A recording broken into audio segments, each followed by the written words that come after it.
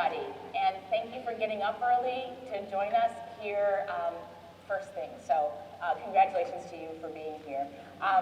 It is my honor, it's my privilege to moderate this important discussion. I'm very appreciative for the opportunity.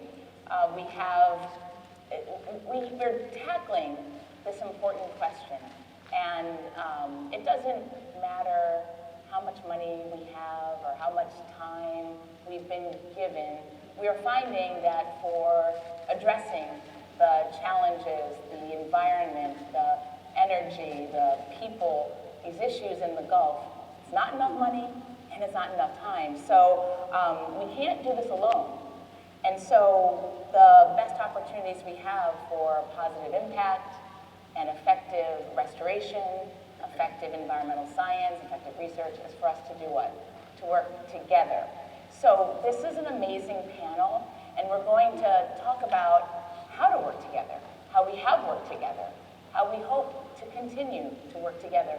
And so I think that we have a great show for you today, folks. But we're going to take this in two big major arcs. One question that we want to address is, what kind of foundation do you need to even start this discussion? Where do you begin with collaborating across different disciplines, different organizations, different regions, different ecosystems? Where do you start? So we're going to talk a little bit about laying the foundation. And the second arc is to draw on the experiences of this panel, who I'm about to introduce, to get to the question of, what are some of the lessons learned? And so we're going to hear what's worked, what didn't work so well, and what they can tell us about what they've done to help us do it better in the future. Now this time is going to go super fast, so we're just going to jump right in. And I tell you right now, there are no PowerPoints, so you have to stay awake. You have no visual cues here, you just got to listen. These are the two arcs we're going to talk about, and the four amazing panelists. So to start off, we'll hear from Holly Greening. Everyone wants me to emphasize that they're retired. So she's retired. I would like to figure it out now, yeah. I know Brian and I are hopeful that one day, so Holly is the retired executive director from the Tampa Bay Estuary Foundation. Brian Lezina is not retired, and he's at Cpra here in Baton Rouge, head of planning and research. Kelly, to my right, who's my shoes match her shirt. Kelly Lucas here is the Associate Vice President for Research at USL. And finally, but certainly not least, is Todd Davidson. No relation to Margaret Davidson, but he was retired from NOAA and retired from FEMA and has worked with GOMA since 2005. So with that, I am going to say we're going to take the first half hour here. We're going to hear some questions and answers from our panelists. Then we're going to take a few minutes for the panelists to kind of react to each other. And then the last half hour, we're saving for your questions. So when we get to the questions part, please line up at the the stand mics, and we will be very happy to engage with you as well. So Holly, I'm going to start with you. Under the first arc of laying a good foundation for collaboration, can you tell us a little bit about what you think is the single most important catalyst for successful collaboration? Thanks, Lauren. It's interesting that I've been asking that question of a number of you during this conference just to find out what that catalyst has been for many of us. And every single one of us has a different one. And so everyone has a different story. My story is from my experience in Tampa Bay. And with that, the single most important catalyst for collaboration, both the research and the restoration activities in Tampa Bay, was the agreement to a measurable goal. And in our case, that was restoring seagrass to 1950s levels. We'd lost about half of our seagrass between 1950 and 1990 due to excess nutrients coming into the bay. But that agreement that we want to recover seagrass to 1950s levels was the catalyst for collaboration for the research element and also for the implementation of restoration efforts. once that goal was set, and it was a 40,000 acres, it was a measurable goal for seagrass extent. We went through a series of really multiple lines of evidence to evaluate what was needed in order to recover the seagrass to 1950s levels. Starting out with taking a look at what light requirements were. That was done through academic and marine lab work for the seagrass. What were the impacts on water quality? Why weren't we getting enough light to the seagrasses where they existed in 1950? And came up with a chlorophyll A target. Again, a measurable target that we have used for many years to evaluate our successful water clarity. Took a look at what was causing the chlorophyll A increases, nitrogen in our case, as in many estuaries. And finally, through a series of mechanistic and empirical models, we're able to relate our chlorophyll target to a specific nutrient load that could not be exceeded and would maintain that chlorophyll. So that took about 5 years. A lot of collaboration there with our local governments, agencies at the state, federal, and local level, researchers with academics as well as marine labs, and a lot of work by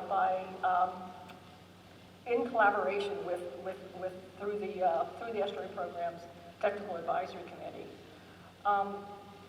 This adoption, again, of that goal, that seagrass goal, which led to the collaboration, also led to the collaboration of implementers for restoration, again at the local level, the regional level, and the national level.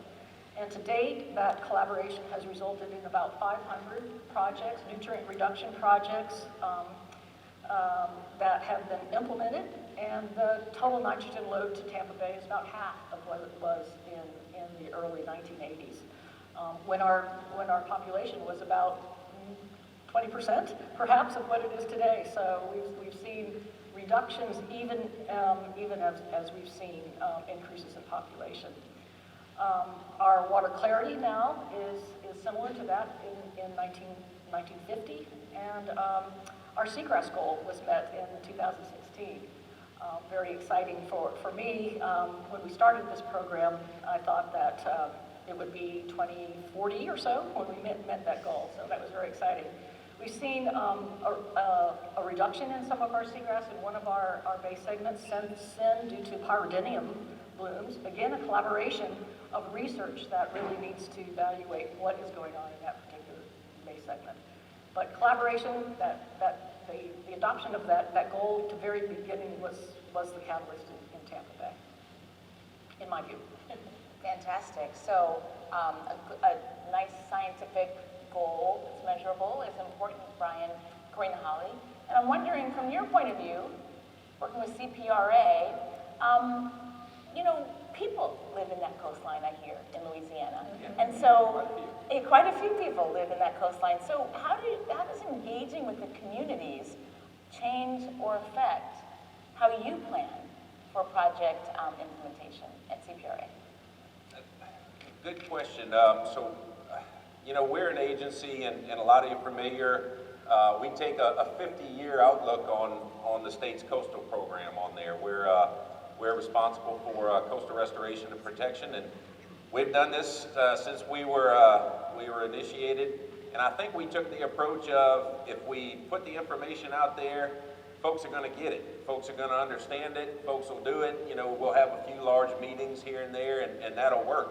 And I think it did for a while. Generally, though, when we started moving some of these larger, more impactful projects, some more beneficial projects, but again, some impacts to what we, look out the window and see today, we realized that didn't work. And I think we had to take that a little bit different. And so what we did was we started going out to community churches, spent time in a bait shop, been in a small library in the children's book section that you had to look around the stacks to see who was asking a question on there. You know, community in centers and all that, and it was really eye-opening. Now, it was incredibly hard. It takes a lot of time. You get yelled at a lot on there. You get laughed at a good bit. I've been both of those. I've had spent some time in a residence home, and his dog showed me on my storyboard what he thought of the state's coastal master plan on there. And you know, this is always difficult coming to speak with a crowd, but when you start like that in a residence home with all the neighbors, it really is you know, you really got to dig yourself out a hole here to get the mission across. And so all of those things, you hear a lot of crazy things. You hear, you know, folks want you to defy gravity or laws of physics to make things better for them on there, and you got to go through that, but at least they're heard. But what you start to find is, instead of those big meetings where we had rooms like this, it's dominated by one or two folks. You know, those folks always get their point across, but nobody else really can. Sitting in those small rooms, you start to hear different stories. And so what we heard was, instead of responses, I want a taller levee, you know, I don't want these projects, especially in underserved communities or communities of color, we started hearing, we want these projects because of our cultural heritage. We don't want to be disconnected from the water.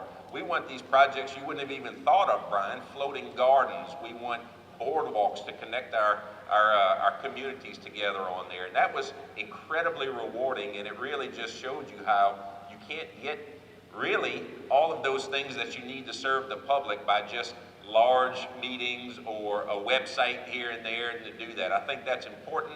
It's important for a lot of folks, but really when you get to some of these things, you really have to go out into the communities. Again, it's time consuming, it's incredibly hard, it's incredibly rewarding, and I think all of us in this room, most of us are public servants, and that's something we need to do, and it also puts that focus on, I'm not doing these projects for Brian Lezina. I'm not doing these projects for Cpra. It's the state of Louisiana, right? The citizens that do that. We need to make sure that we're having that impact down at the individual level. And I think we recognize that, and hopefully we continue with that. I know we will throughout the coast of Louisiana, and it's just incredibly important. So I think that's been a really big thing, and everybody needs to ground themselves in that sort of world. So I bet so. And so this side of the stage is the laying the foundation. This side of the stage is, wow, if I only knew then what I knew now what I didn't know then. So, Kelly, we heard about measurable goals, we heard about engaging the community and getting a broader sense of it. As you look back on some of the things that you've done, tell us a little bit, how important is it for scientists to engage the resource managers, the people who are going to be doing and implementing the work in the process of making these science-based policy decisions? Right, thank you. And this plays also continued on the collaboration, right? If I stood up here and I told y'all, or sat here and told y'all, communication is the key to collaboration, you'd be like, Kelly, get off the stage, right? You know this. But not all communication is equal. It really takes some of the unspoken things, right? Learning what motivates people, not just communicating about that decision support tool. I sit in a unique role as I was one of the early career scientists in an academic field who really wanted to work with decision support science, right? And work with managers and help them make decisions. I also got to be a resource manager and sit on that side. And so I also got to see what makes some collaborations between research scientists and resource managers successful, and where things can sometimes go wrong and both sides get frustrated and they get soured on the relationship, right? And then they walk away and they never want to talk to each other ever again. So what I hope to impart through just a story is how you can be more effective in some of the communication and get things across. So I've struck the format and the scenario, right, to fit the time slot I'm in, right? Protect the names of the innocent, all those things, disclaimers, right? Any similarities to any of you in the audience, please don't sue me. So with that said, you know, young research scientists early in the career, they work at a fisheries resource university, right? So they're working in fisheries academics.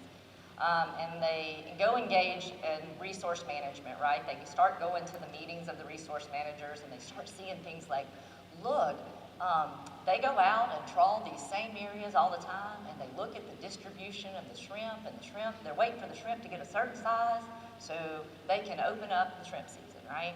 And they were like, I have a lot of tools, right, that I could do that maybe they don't always have to go out every day in bad conditions or when the wind's too rough or when it's raining and do these counts, right? There's a lot of information out there like watershed management, river gauges, you know, temperature sensors and stuff that are out there. I bet I can help them build a tool that will save them money, right? They're not gonna have to go out all the time, they're gonna do all this. So good collaboration gets started between resource manager and early career scientists, and they get in the weeds early. They're both excited, right? They are on it.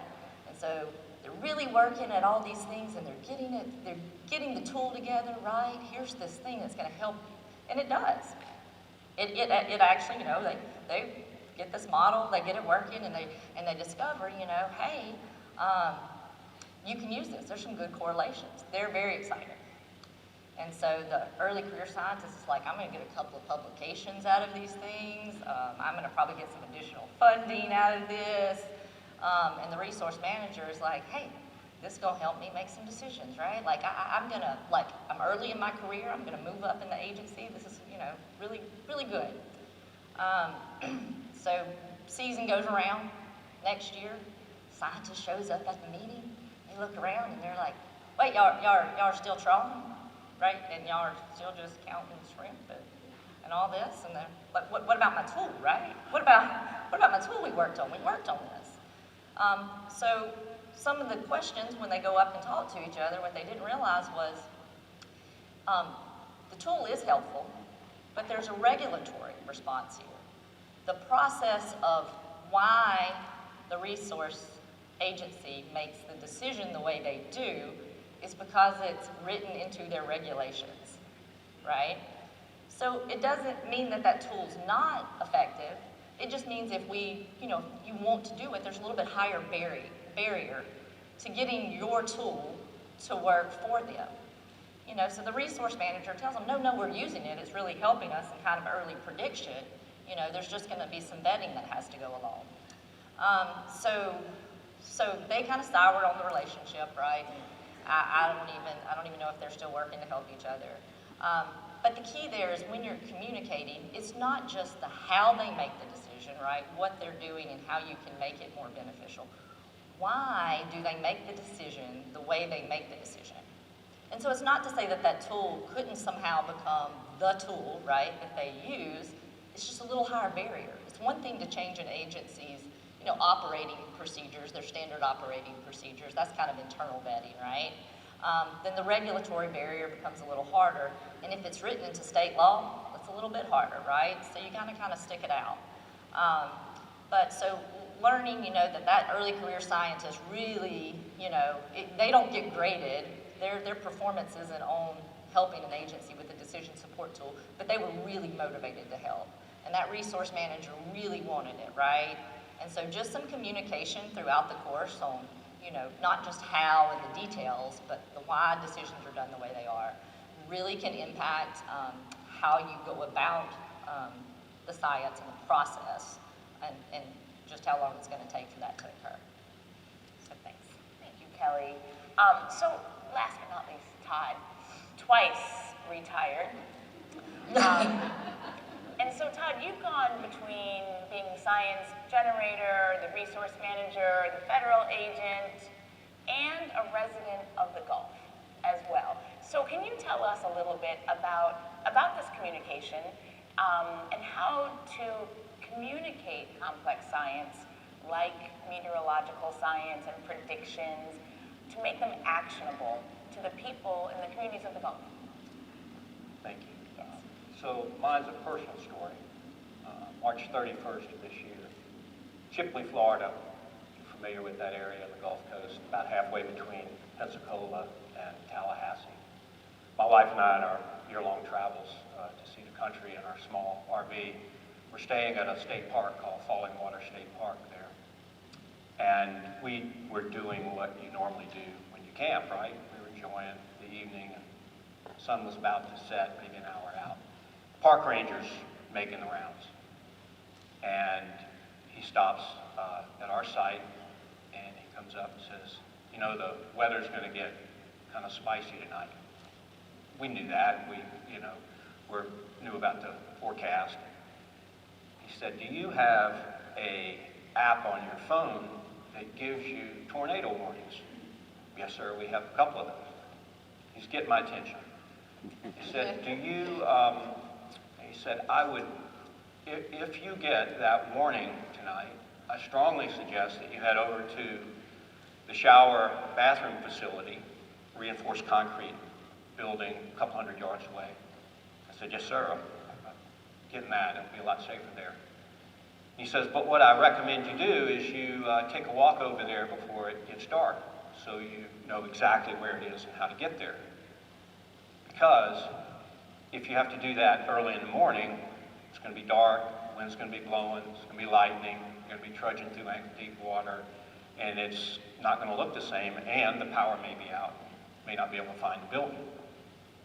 I'm really focused on what he's telling me now. And then he says to me, I suggest you lay out the clothes you're going to want to wear when you go to bed tonight, in case it does happen.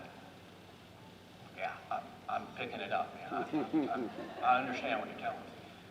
And then I recommend you take a few of the valuable things you want to keep. Your keys, your pets, your phone, your whatever it is, right? So this park ranger is communicating in an extraordinarily effective way. So at 3:30 in the morning, our phones blow up, right? And we do everything the ranger asked us to do. Right? But this was not just a tornado warning, this was a tornado emergency, right? There is signature on the radar that's showing a tornado on the ground. So this is no fooling. And you're naked out there in the campground in tents and RVs, and so you're vulnerable and exposed. So we, in a blur, somehow get our clothes on in the middle of the night, make it over to the camp facility, the shower facility there, reinforced concrete building. We get there, there are already about 20 people in there. They're all like us, they're soaking wet in their PJs, kind of numb and looking around, and people keep streaming in. A lot of people come into this facility. We're kind of hunkered down around the edges of it. 15 minutes go by, and then we hear it. Right? That unmistakable sound that you hear that people talk about. Well, that's real. You hear the trees cracking, and for 20 or 30 seconds, you have this terrified state, everyone in there. You think, well, this is not cognitive dissonance. This is actually happening, right? And then the sounds kind of die down. And a minute later, the rain doesn't stop, but, you know, the craziness stops a little bit. And you realize that, you know, the tornado missed you. At that moment, you know, people have different emotions. My emotion was, wow, I am so grateful to have the hard science and all the people that collected the data and the modeling and the forecasting to take the data sets and to operationalize the data sets real time, that we can get forecasts that are advanced enough time and pinpointed geographically, georeferenced to the point where you know where you are relative to that risk. So just grateful to all the scientists, National Weather Service, Tallahassee office, kudos. And just grateful for how advanced that science is, so please don't take that for granted. But on the other hand, the campground manager, the park ranger, was perhaps the most effective risk communicator that I've ever dealt with, right? He didn't scare us. He spoke plain language. He gave us some real fundamental, basic human understanding information. What to do, when to do it, how to do it, and asked us to practice to do it, right? And while we were not impacted by that tornado directly. That is probably, the issue of, wow, nothing happened, so you can't prove a negative. But had that tornado hit that campground that night, it turned out it was an F3 tornado that caused a number of fatalities in the area. There were a lot of people in that facility that were in a much safer place than they otherwise would have been had those two things not come together. So I guess in closing, what I would like to say is, the modeling, the quantitative science, great. So appreciative of it in climatology, meteorology, all the data that goes into that, all the coupled models, all that stuff I don't even understand anymore. Never did really. But the operational forecasting is phenomenal.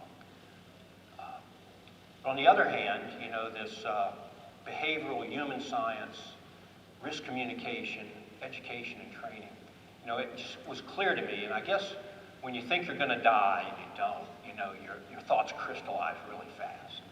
And so for me it was, wow, hard science, that's great, this behavioral science and education and training, that's great. But, if they're separate, they're less.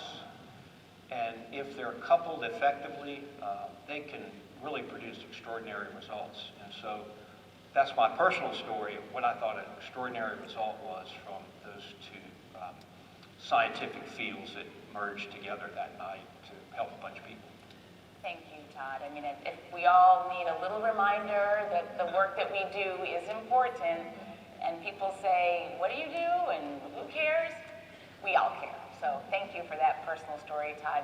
I want to give the panelists a few minutes to ask each other questions or react, and Brian tapped me on the shoulder first. So Brian, I want to go with you first. That's pretty good. I slide a hand on the. I think one of the things in what Todd was speaking about. So we've all gotten used to that, the awesome, power that we can see from those things that we have lived experiences, especially how we can put that in communication. But I think the challenge to us now, and what I'm asking for help with as in this is, how do we better communicate that future risk? Not just a tornado that's right there that we've done good. We're real good at hindcasting things now, but again, for someone who's saying, you have a blank risk, might be a band this big, 30 years from now, from someone who's saying, I don't believe in coastal change, that's a tough one, right, to get across. And so we have experiences where I can talk to a resident saying, you're on the forefront of climate change on here. You have subsidence issues, you got sea level rise issues. No, I think we'll be fine. And my question is, well, how many times did you flood just from just high tide flooding? Oh, 8 to 10 last year, a few more this year than last year, and you got to throw your hands up because clearly that messaging makes a difference. And so if I knew now a little bit more than what we did then is, and the executive director and I talk about this all the time, we can have a 300-page document with a 1,000-page appendices, and folks look at the 3 pages of maps, right, on there, or some way to communicate that. And I think that's where the collaboration comes in. So whether it's NOAA putting things out there, what this means to other coastal communities, what your risk is, what we've seen in the past, much like Todd's story, it needs to bridge that gap because not all of us have that lived experience of going through these things. And as you heard from Governor Edwards yesterday, we build back to whatever the worst thing was that we can remember on there. Problem is the worst things are going to continually get worse with the conditions that we see, whether it's rainfall flooding or hurricane storm surge, all those kinds of things. So communicating that risk, communicating those issues to an audience that really needs it the most is going to be a challenge that I think we're all up for, and that's really where collaboration that I see comes in from all of the entities that you represent and all of the individuals and stakeholders. So I think that's a big deal. That's great. Kelly talked about the role of communication, science, resource managers, regulation, the law, and kind of leveling that, managing expectations, as well as communicating the science and the need. And I'm going to turn to Holly, who wanted to ask you a question or react to your story about that. Yeah, I think that it is really important for scientists and resource managers to understand each other's point of view. And an example from Tampa Bay is that many of the implementers of the restoration efforts to restore and to reduce nutrients was a result of the need to meet a TMDL. So it was a regulatory effort as well as a desire to support the recovery of seagrass. And I think with understanding that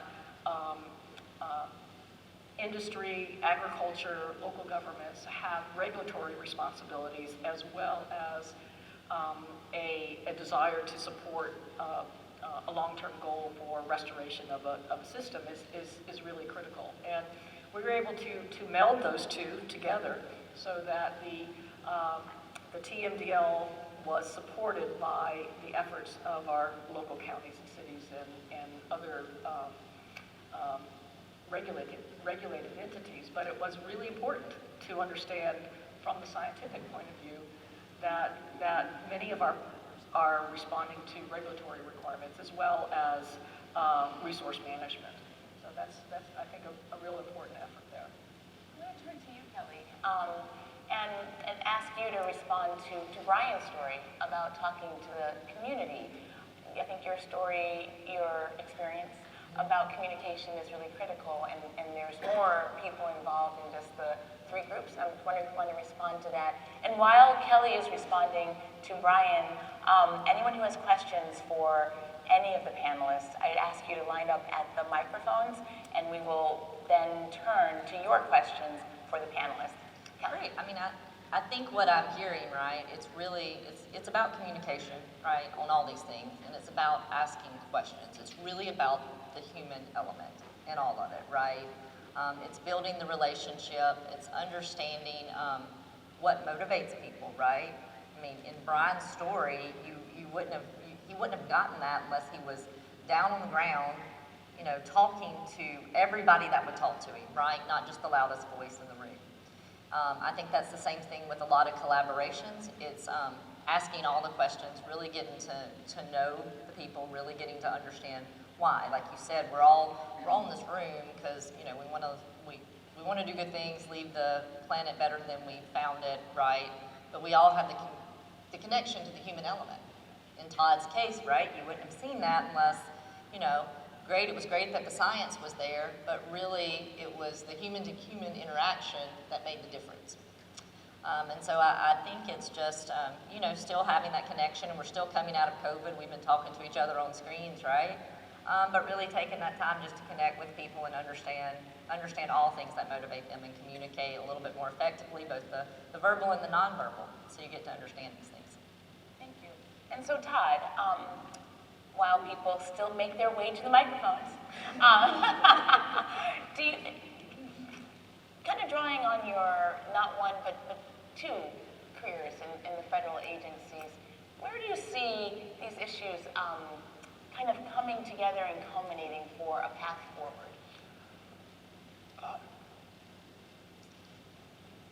So the audience here, right, if I know it generally, is about half hard scientists, modelers, and the like, and probably half that are into education and training and behavioral science and the like. And so, honestly, I think this organization is a great start in a regional framework. And it's not just false praise. I mean, you all know how easy it is to hang out with the people you always hang out with. It's a lot harder to integrate. So I think the path forward are these organizational meetings like this.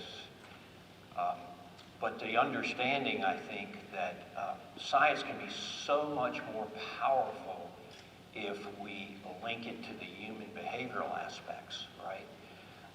And so in society now, I think we're all challenged with the disbelief of science.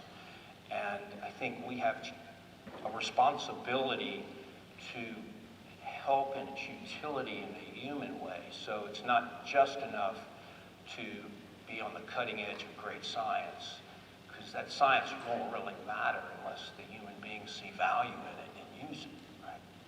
And so budgetary-wise and societally, I think we have an obligation to do a much better job of linking human science, behavioral science with hard science.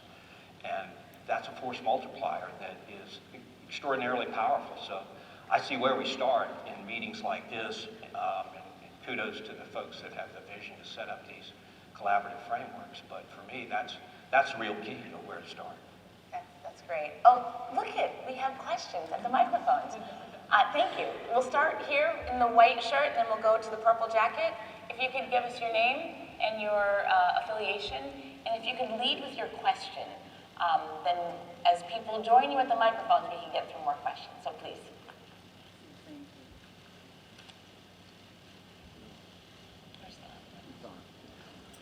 Test. Yes, much better, much better. So leading with my question, and I wanted to say hi. Name and affiliation, and then your question. That's why I was like, leading with the question. Sorry. I'm Missy Partika. I'm with Auburn University, Mississippi-Alabama Sea Grant Consortium, and the Mobile Bay National Estuary Program. And I went to school with two of your panelists. So I wanted to talk broadly to all of you, but I really appreciate some of the stories that you're telling. I'm an extension specialist. I'm boots on the ground a lot of time in a lot of these different communities and work very hard at trying to effectively communicate risks about things. I've spent the last few years really communicating oil spill science, but also working with some other coastal hazards. So I have a question for you all about, while you're working through effective communication and trying to establish collaborations between community members and resource managers and scientists, how is it that you can continually to effectively communicate when there's a matter of some urgency, and we know boots on the ground work takes quite a bit of time? Brian, I'm thinking about your work in Louisiana. Some of these things don't have a long time frame in order for us to either convince communities that action needs to be taken, convince policymakers, convince, state legislatures that things need to take place. So how do we not fearmonger, like we were talking about, effective communication without instilling fear, but still make it very clear that there's a matter of urgency for things to go forward? Thank you, Missy. Hey, Missy. One of the panelists that went to school with her. So, great question. I mentioned, it's incredibly difficult to be in all those places. One of the big, force multipliers or whatever you want is engagement with other community activists, other community organizations on there to first establish those connections with those communities, because a lot of these places haven't been really acknowledged before on there, and it's hard for someone high with the government, that kind of thing, to go into those places, but it helps to do that. And then those entities can also be there more often to sort of reinforce the message. Sense of urgency is something we use a lot of in Louisiana. You heard that from the governor, you'll hear it from us. We use big red maps of land loss, but I think that's a big thing. But continually showing the community that you are listening, incorporating where you can, but also if you don't incorporate their comments, explaining why you didn't incorporate their comments, and that helps the conversation go along a lot faster as well. So a lot of that is showing lived experiences for other things. It's a little easier with some coastal folks that are flooding 8 to 10 times a year. It's a little harder with those that are maybe 20 miles up the road, and we're saying in 30 years you're going to have an issue. But really that getting all that grassroots folks to help carry that message, because they're often community members as well, is a really important step, a really important thing to do. And Kelly, do you want to take a stab at that with your, if I knew then what I knew now, on how to communicate something with a sense of urgency? Yeah, I mean, and to Missy's point, I also went to school with Missy, so thanks. To Missy's point there in doing that, I think it's some of what Brian is saying. You want to empower other people to help you spread the message, right? You want to give some of these people that can take the message and run with it effectively, right, and communicate it effectively, you want to empower them and to help them understand more because they can help you in the community more, right? And so to Missy's point, I understand, you know, you get the most connection on that one-on-one or, you know, just a handful of people, but then you recognize, wow, there's a lot more people I have to talk to, and this is going to take a long time if I have to go out, you know, go about it this way. Maybe if the ranger had missed Todd over here, maybe somebody else in the campground could have shared, right? It really is, you know, empowering people with the message you need and letting those people help you carry it as well, because we all owe it to each other, right? So we have to figure out a way to allow people to continue to carry the message. You want them to carry the correct message, right? So you're making sure to impart this and stay in touch with them where you can. And hopefully if they're really engaged, right, they're going to be in touch with you also. So. Great, all right. Purple jacket over here, and then I just realized we have a third microphone. I'm so sorry.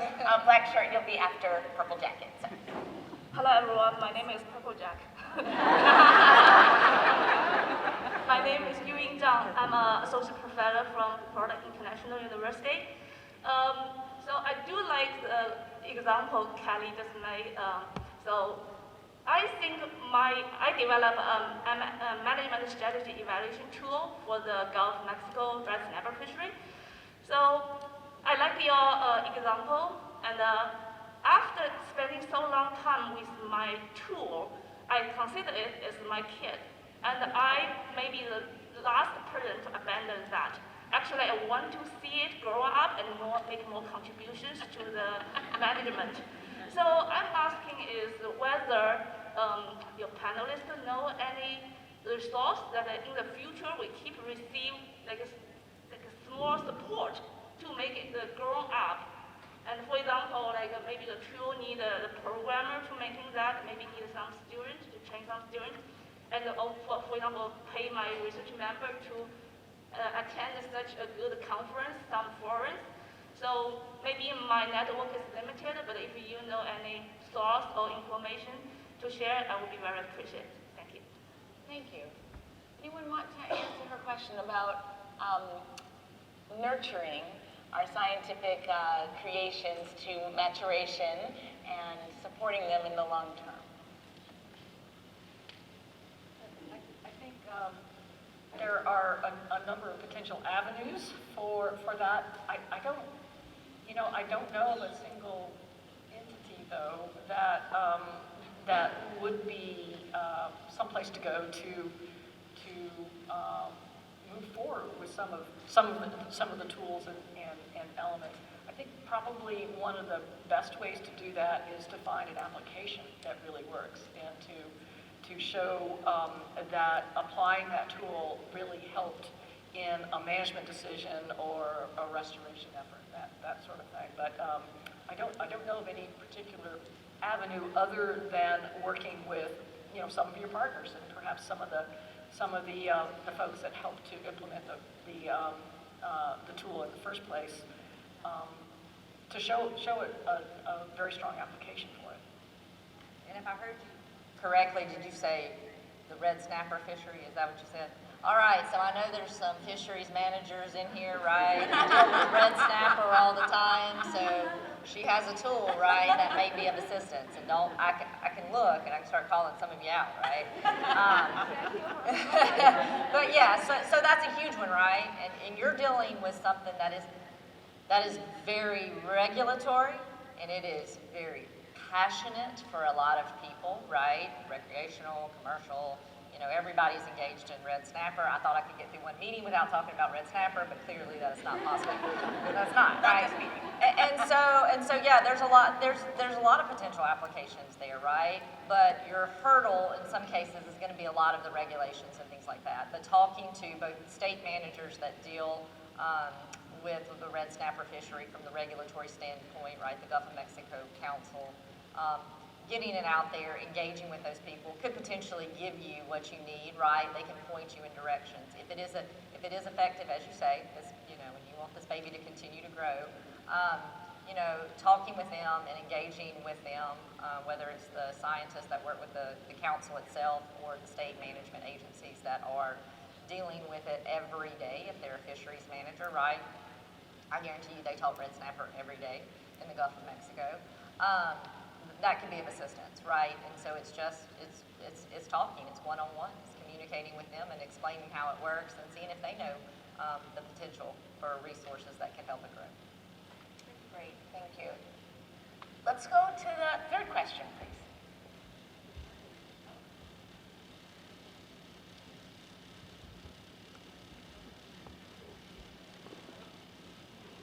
I'll go to that one. Hello? Oh. Yeah. All right, good morning. My name is Jennifer Pollack. I'm the chair for Coastal Conservation and Restoration at the Hart Research Institute at Texas A&M Corpus Christi. And I appreciate all the comments this morning. This has been great. My comments are mostly directed towards Holly, but I'd be happy if other panelists have some thoughts as well. Holly, the successes of Tampa Bay, they're so aspirational for all of us who are looking to improve our local coastal environments and bay systems.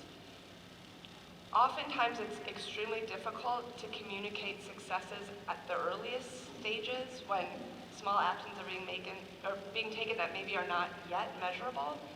Can you provide some thoughts on how to kind of continue to motivate stakeholders and to kind of continue to motivate funders to continue to provide investments to really get the momentum going in those early stages? Thanks. That's a really good question, and something that we struggled with early on, because between the time of reducing nutrient loads by a significant amount and starting to see water quality improve, it was at least 5 years, and then another 5 years before we started seeing the seagrass recover. So good 10 years before we started seeing some of the results there. During that time, though, we focused on the actions that were ongoing, the projects themselves, and so that we could talk about that the nutrient reductions from the wastewater treatment plant cleanups, for instance, were ongoing.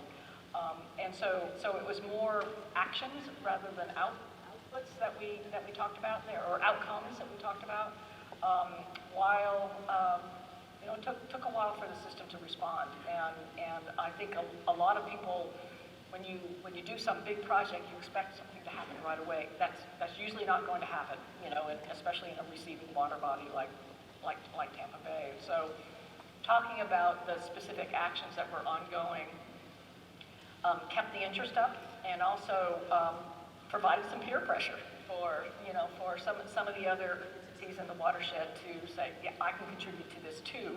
And one of the things that we did very regularly was to collate the information on what projects were being implemented where. And even though we weren't seeing the results yet in the Bay, we could talk about the specific actions. And that kept the interest enough to where we could start saying, oh, we're starting to maybe see some results here. And then having a long-term monitoring program was really critical too. So being able to let people know what the water quality looked like, what the seagrass looked like over time was really important. I want to ask you if you want to respond to that about communicating at the earliest and kind of continuous stages. I go back to this, right? And visual learning is just so important. And so for me, communicating in a map or with some easy to understand device. So Holly, I was going to go back to you and say, when you were trying to communicate your seagrass milestones, if you will, were you able to visualize that with seagrass growing in certain areas that hadn't grown for a while, and could people actually see that, and could they see it on this? Because if you can't put it on this is how the world is communicating now. And so all of us probably need to strive toward that visual learning component of all of our science through this. I'm not advocating everybody needs to do a TikTok video, but that's how my children or my grown kids actually get 90% of their social interaction. And so I think we all probably need to get hip with this. Right, so understand that at the next break, Todd's going to do the TikTok dance for communication. Okay, we have another question, and then another. We'll take these two questions, and then we're going to do a lightning round to let our panelists have just a quick final word.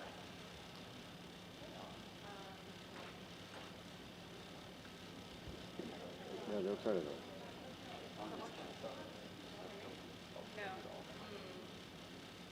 You gotta walk away first. I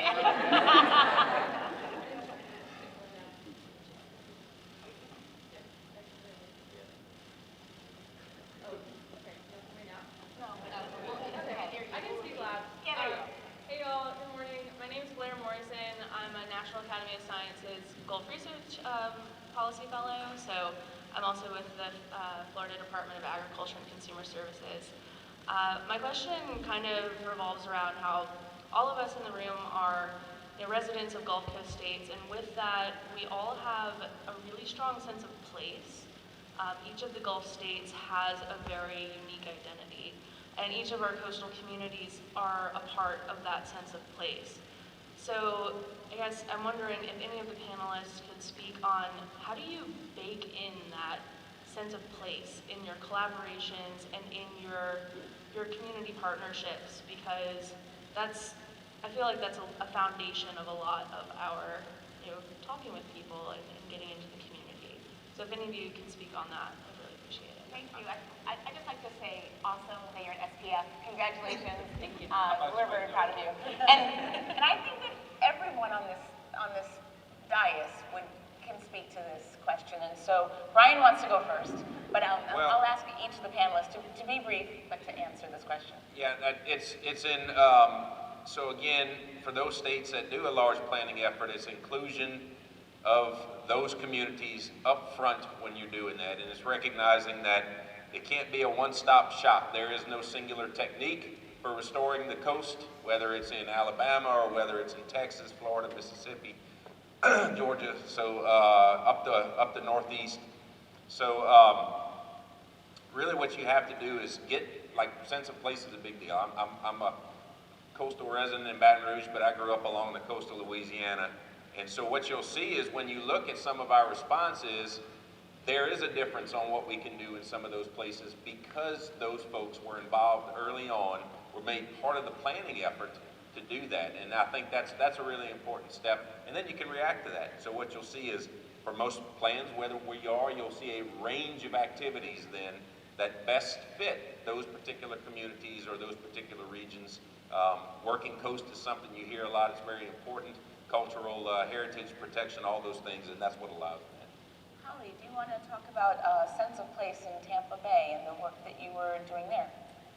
Yeah, and I think this goes back to my initial discussion a little bit about the importance of a target that means something, a measurable target and goal that means something, not just to the scientists and the resource manager, but to the public.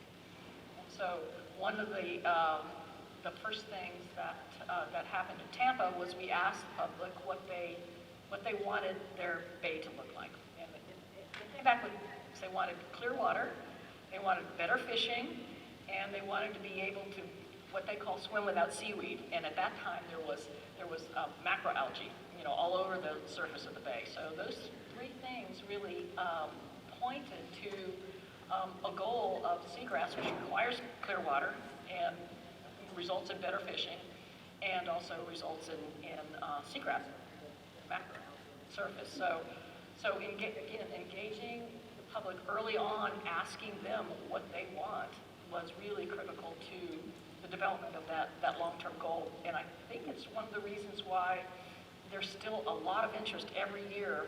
How are we doing from the public, not just from our resource managers and scientists. So it was engaging the public early on about what they wanted to see in their bay. Thank you. Todd, and then we'll let Kelly have the last word, and then we'll have our last question. I agree with all that, but also that people will not trust your science unless they trust you. And it doesn't have to be you personally, but it has to be you collectively in terms of whatever outreach you have or human behavioral kinds of engagements you have. But for me, it all starts with trusted local leaders. And that can be in many different forms. It doesn't have to be an elected leader. But if you can embrace and develop not just one-time relationships to get your project implemented, but a continuum of relationships at the community level, which is about place, right? Trust is embodied at the local level and in a place way. So for me, trust is everything in terms of implementation. And Kelly, and then we'll go to our last question. All right, I'm going to take this, I guess, a little bit different perspective in terms of speaking on my continued lessons learned, right? That's right. So for the research scientists out there, right, we want to make a broad impact. We want our tools, our what we're trying to do to help decision makers to be able to be applied broadly. But speaking to what Brian said, a lot of those things they have to be a little bit more tailored.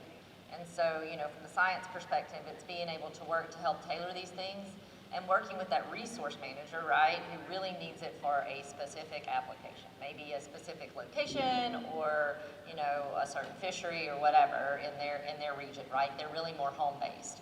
And so from the science and the resource manager kind of lessons learned there and building in the place, right, it's being able to take this kind of broader decision support tool, narrow it down to place by getting some on-the-ground information, right, which your resource managers are likely to have because you may be a scientist based somewhere else, but you're really going to need to work with that area and know a lot about that area, and those resource managers have it and can help you tailor it, right? So sense of place becomes critical to helping those decision support tools do what they need to do for that specific application in that specific location, right, which is very much place-based. Thank you. And our final question goes to you. Sure, thank you. So my name is Bridget Cuddy-Roush. I'm with the Office of Gulf Coast Restoration at the Department of the Treasury. And so we work with a lot of diverse kind of stakeholders. And I'm curious if you can help me understand a bit about prioritization, because there's certainly scenarios where you're going to have a lot of competing interests. You've listened to everyone and you're not coming to a consensus maybe, and people will be disappointed. So I'm curious what kind of tips and tricks you have for being compassionate in your responses, but, making those kinds of hard decisions. Thank you. Great question. Who wants to take that one? Brian? Tap, tap. Now, I think I'll touch on what we all do here and how that's important. First of all is you got to always fall back to science-based. You got to take the politics out as best you can. You got to rely on the science, but also we see you have to be equitable on how you apply those things, how the science goes. So, for example, how you might assess risk on there, how we look at damage to structures. Is it a $500,000 structure that's damaged and total loss, or total loss of a $30,000 structure? Well, guess what? That's going to be harder to deal with that $30,000 structure for the person that's there. So to even out that playing field a little bit is important, but then always rely on science drove this. Science is guiding our principles on here is a really important part of that. I would just like to follow up, and I would, my bias, but I would say that if it did not have a clear pathway to implementation, I wouldn't prioritize it. And it depends on the goals of your program and the like, but science is great and is advanced, but if it's to be of great value, it needs to be implementable, and there has to be a pathway for that. And so that's how I would go about it. Okay, we are at that magic time where we have to start to think about shutting down this panel. I told everyone it was going to go fast, and it went super fast. So Todd, we're going to go in reverse order. We're going to let you start the lightning round with your parting words of wisdom, and then we'll just go this way and end with Dr. Greening. Just keep coming to this conference and doing what you're doing, because it is so easy to stovepipe yourself. It's much harder to talk to people who don't know what you're doing than people that do know what you're doing. Right? And so get to the uncomfortable place of talking to people about what you do if they don't know it, because that's the way that you integrate these diverse fields for maximizing the science. Thank you. Yes, so first of all, I want to say thank you. Thank you all for doing what you do, right? Thank you all for doing the research, for managing the resource, for communicating that, and for helping us all collectively, right? Try to make decisions that are better for our future in an environmental standpoint. So thank you for that. And I think that passion, right, why you're here, to Todd's point, is very important. And so I hope to see y'all continue to work together, and don't let some of the little things get in the way, like I spoke of, right? Don't let these relationships sour because of one thing. Try to keep coming to the table and discuss options, because we all have something valuable to give. And if, I think you're here because we're all true public servants, right? Keep coming to the table, even when the conversations are difficult, even when things don't go the way you expect them to go, because that's going to make a difference in the end. Thank you. Brian? Again, thanks, and you can see from my lapel here, from my throwback GOMA pin, I just want to say how incredibly important this is to all of us, especially those of us that may have traded scientist for administrator at some point in the career on there, even though it's still in the title. Something Todd said about trust, and people not necessarily trusting you as the individual, but trusting the information. That comes from this group. Those multiple lines of evidence that you all provide, those multiple viewpoints from all the agencies you represent, is incredibly important. I can tell you, I've had the fortunate experience to represent this body, up in Washington and other places, and you just don't see this. You just don't see this collection of public, private, state, federal, all of these things coming together to really make a concerted effort in this region, and doing that and moving the needle is incredible. And I just can't thank you enough and say how important the work here is. Obviously, you can hear us all here. We're passionate about this, but it really does make a difference. It really does help to do the good work in the region. Thank you. And Holly, who opened us up, will close us out as well. Good. Well, I think one of the things that you've heard all of us say up here is the importance of collaboration, and that really is, the focus of this meeting and of many of our life works has been collaboration. And there's still a lot of work to do there. There's still a lot of stovepipes. There's still a lot of communication that needs to occur between resource managers, scientists, practitioners. But again, I think this conference shows how important we all think that collaboration is. So continue to work on things across boundaries, across your discipline boundaries, your geographic boundaries. Together, I think, is the collaboration can do much that individual entities cannot. So that's a really important message, I think, from all of us. And with that, please join me in thanking the panelists for this fantastic educational hour. And I will turn it over to the best dressed woman in the house. Alyssa. Thank you. Hi. So I'm Alyssa Dousman with the Water Institute of the Gulf and the Louisiana, or the Restore Act Center for Louisiana. And I was honored to be able to serve on the executive committee for this conference. So this was a great panel. Thank you all for everything, and all of you for attending. Something that I did, just a couple of announcements and what's next, is point out, we talked a lot about collaboration. Purple Jacket talked about her tool. And so tomorrow, we have, the Gulf of Mexico Alliance has its priority issue teams. And we've heard a couple people around here saying things like, those are for GOMA, that's not for me. Those are actually collaborative meetings. That's an excellent place if you're here as a scientist to go and meet with many of the resource managers and federal partners state partners, local partners, people from the different agencies around the states. The Gulf of Mexico Alliance actually stands for the Governor's Gulf of Mexico Alliance, so it's made up of the governors of the 5 Gulf states. And so those are open. If you look on the conference website and the mobile app, the teams are coastal community resilience, data and monitoring, habitat resources, education and engagement, water resources, and wildlife and fisheries. So I encourage you, I mean, that's part of what this conference is about in collaboration, because as you know, this conference was a combined effort of 3 different conferences coming together.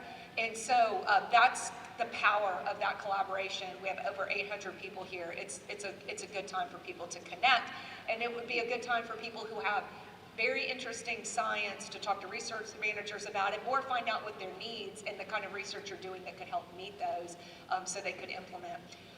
Also, as you know, through your program, we've got sessions this afternoon, so take a look at those, visit those. As Chuck mentioned yesterday, right after this conference, we're going to send out a short survey. It's going to be very short. It's probably going to be like 3 questions. It'll be less than a minute because everyone's like, it's a survey, I'm not filling it out, right? Like, I'm not going to do it.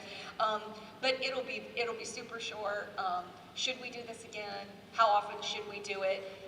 Where should we do it? Which is probably, obviously, somewhere around the Gulf of Mexico. So I encourage you to please be on the lookout for that and respond to the survey. And just know that we're really excited. This conference has exceeded our expectations in attendance. And we want to hear back from you. And then if there are things that we could do better, I know Laura Bowie personally, right? And we want to do that because we do think this is important, and we want to continue the opportunity. And somebody mentioned up here, I think Todd, about trust, right? And this is a place where we can build trust and relationships with one another. And I think that through this conference, through the breaks, and through the priority issue team meetings tomorrow, you can do that. And so if you have any questions, you can go to the registration table for that, or look at the website, look at the app. And so just once again, thank everybody for joining us today. And thank you, Lauren, for moderating the panel and stepping up to do that, because sometimes the moderator's job can be one of the harder jobs. They have to be the most prepared. So with that, I will close this out and get us ready for break.